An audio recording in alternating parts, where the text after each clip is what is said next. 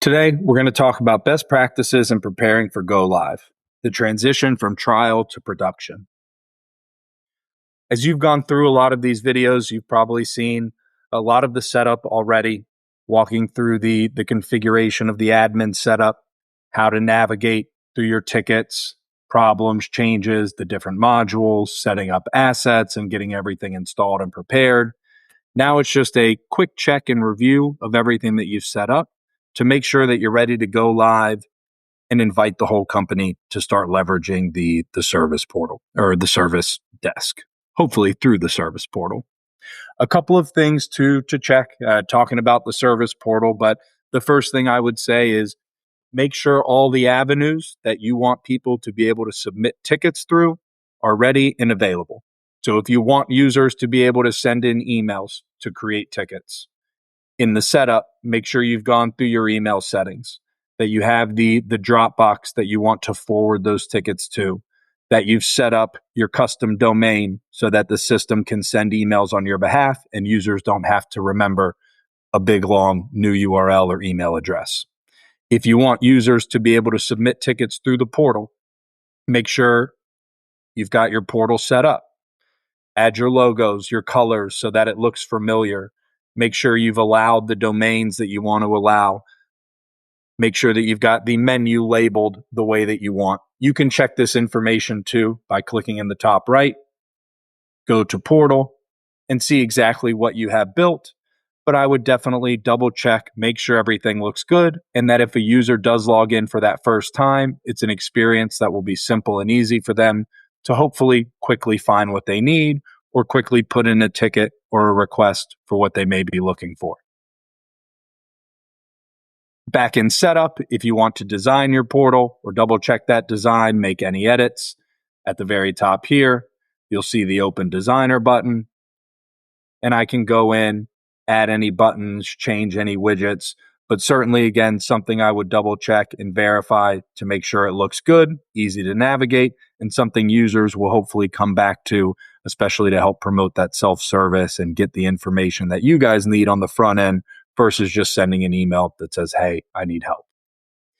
If you want users to be able to submit tickets through Microsoft Teams or Slack, make sure you have those integrations turned on. You can find both of them in the Teams or the Slack app store. Both environments, Teams and Slack, should allow you to push widgets or apps to everyone in your organization so you can push it out org-wide or just write up some documentation to tell users how to go into the app store, find SolarWinds Service Desk, and start creating tickets that way.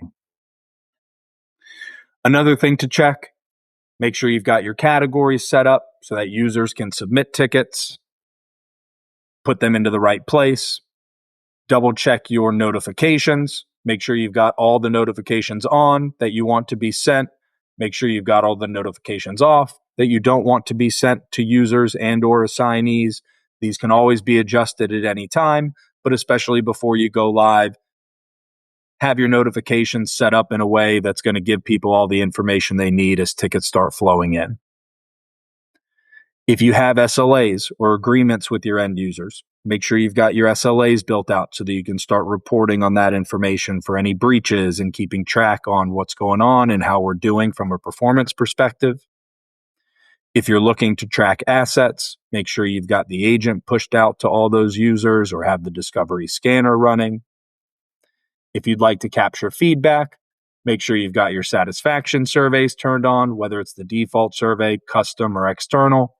Set your timing of when you want users to receive the CSAT survey so that they can start providing feedback on how you guys are doing.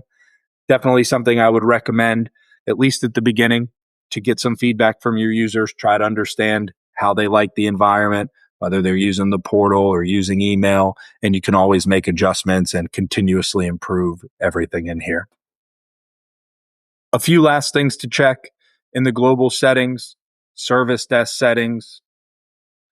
A quick glimpse or a quick run through, I would just double check that you've got everything turned on here the way you want. If you want tagging turned on, if you want to require mandatory fields, every little on-off toggle will have a blurb about what it's doing, but just double check your settings. Make sure you've got things set up the way you want.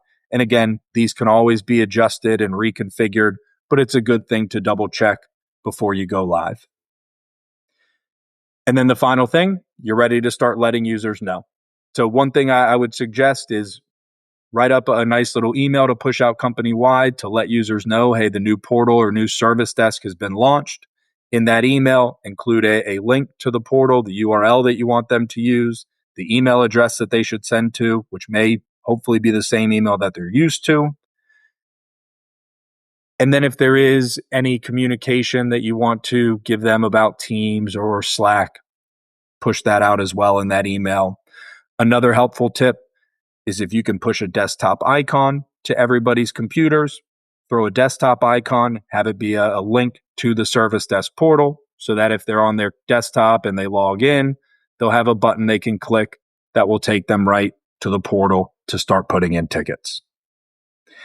If you have any questions or need any help, please feel free to reach out to your account manager or our customer success teams. Happy to walk you through a quick review before you go live and send everything out to your users.